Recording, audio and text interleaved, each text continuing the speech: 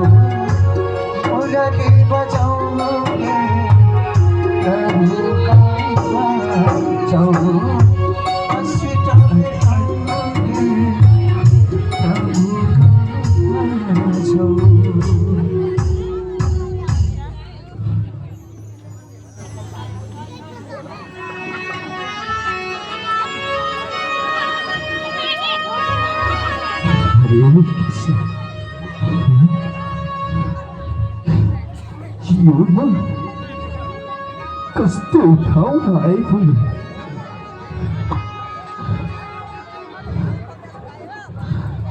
आउँदा त घना जङ्गलमा भए जस्तो लागिरहेको थियो।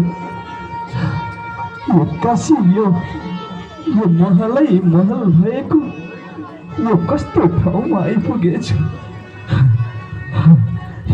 नानी, यो कुन ठाउँ होला?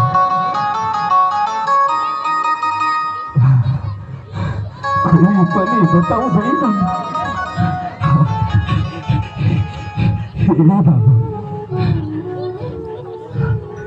बाबा, अरे बुआ प्रणाम, बुआ प्रणाम। प्रणाम।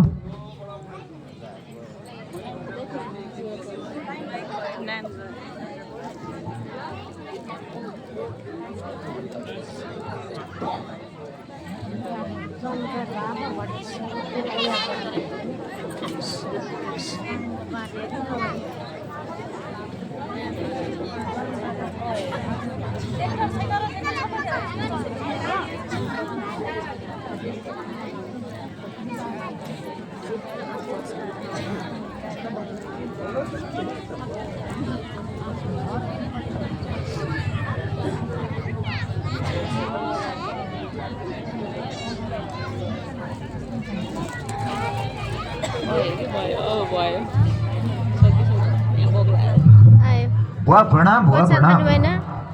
जय श्री कृष्ण। भन्नुहोस् हजुरलाई के सेवा गरौँ? बाबा, म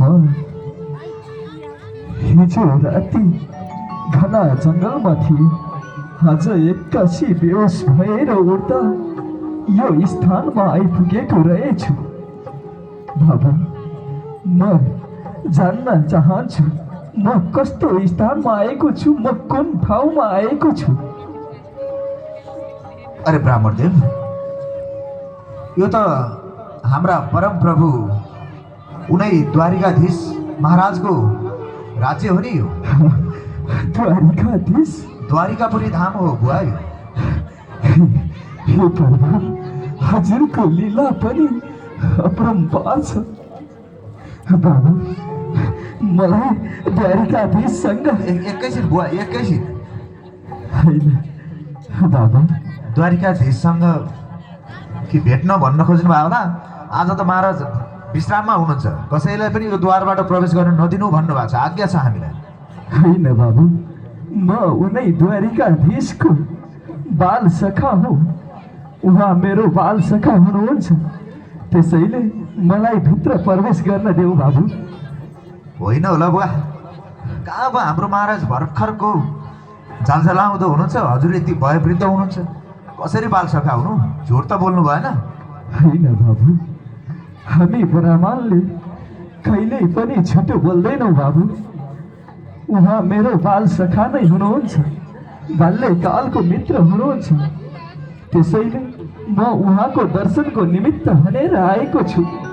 एक पटक मलाई उहाँको दर्शन गर्न देऊ बाबु। के गर्ने बुवा, आज महाराजको आदेश नै त्यही छ। म आज साह्रै नै थकित छु, विश्राममा हुन्छु। मेरो आज्ञा बिना कसैलाई प्रवेश गर्न नदिनु भन्नुभएको छ। हजुरले अति नै बिलाउन गर्नुभयो। ठिकै छ, हामी एकपटक महाराजलाई बिन्ती पिसाएर आउँछौँ। बरु हजुरको परिचय बताउनुहोस्। मेरो सुदामा हो बाबु, सुदामापुरीदेखि आएको हो।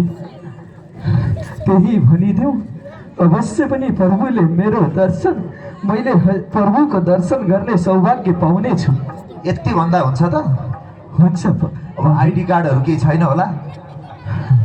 त्यस्तो त मसँग केही पनि छैन, तर सुदामा भनेपछि अवश्य पनि प्रभुले मलाई दर्शन दिनुहुनेछ बाबु। ल हजुर एकैछिन यही द्वारमा पर्खिँदै गर्नुहोस्।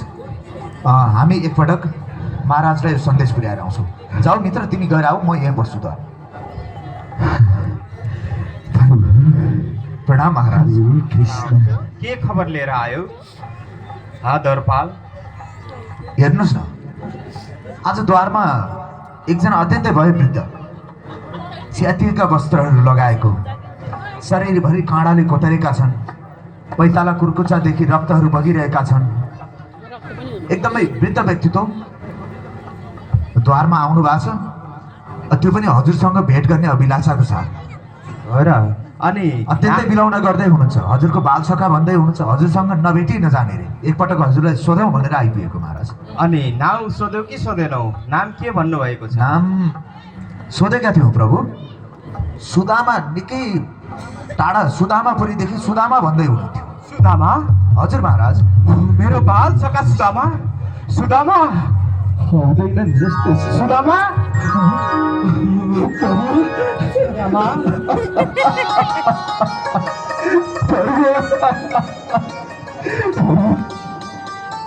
हजुरको दर्शन गर्न नपाएको पनि वर्षौँ भयो। आज दर्शन गर्ने सौभाग्य मिले प्रभु। नरुनुहोस् सुदामा, नरुनुहोस्। जाउँ अब उही होइन प्रभु, आसनमै गएर कुरा गरौँला सुदामा। मलाई हजुरको दर्शन गर्नु थियो। दर्शन पाए, मलाई यति भए पुग्यो। अब म लाग्छु प्रभु। के भन्दै हुनुहुन्छ सुदामा? यतिका वर्षपछि आउनुभएछ, अलि भर्खरै फर्किन्छु भन्नुहुन्छ। हुँदैन हुँदैन, ल जाउँ, ठिक जाउँ। छ प्रभु। अब हजुरले हट गर्नुहुन्छ भने त म के नै गर्न सक्छु। मेरा द्वारपालहरूले तपाईँलाई दुःख त दिएनन् नि सुदामा? दिएनन् प्रभु, दिएनन्। साह्रै राम्रा रहेछन् हजुरका द्वारपालहरू। आउनुहोस् सुदामा, आउनुहोस्। हरे कृष्ण। सुदामा, ल मेरो आसनमा बस्नुहोस् त। होइन होइन प्रभु, म यही नै ठिक छु। कहाँ भुइँमा बस्न खोज्नु भएको सुदामा? ल माथि नै बस्नुहोस्। होइन, हजुरको यो आसनमा मलाई सुहाउँदैन प्रभु। मेरो आसन भनेकै हजुरको आसन त हो नि, किन नसुहाउने हजुरलाई? ओहो रुक्मिणी, जाऊ त जल लिएर आऊ। यो के गर्दै हुनुहुन्छ प्रभु हजुर? हजुर त यति ठुलो राज्यको महाराज भइसक्नु भएको छ। हजुरले मेरो होइन होइन प्रभु, होइन, मेरो पाउ छुँदा हजुरका यी प्रजाहरूले के भन्छन्? केही भन्दैनन्। मेरो मित्रलाई सेवा गरेको सबै खुसी भइहाल्छन् नि। ल ल ल ल। कृष्ण, यहाँ त काँडा पनि भिजेको रहेछ। ओहो, कति दुःख होला मेरो सुदामालाई। हेर त, कति दुःख होला। खोइ अर्को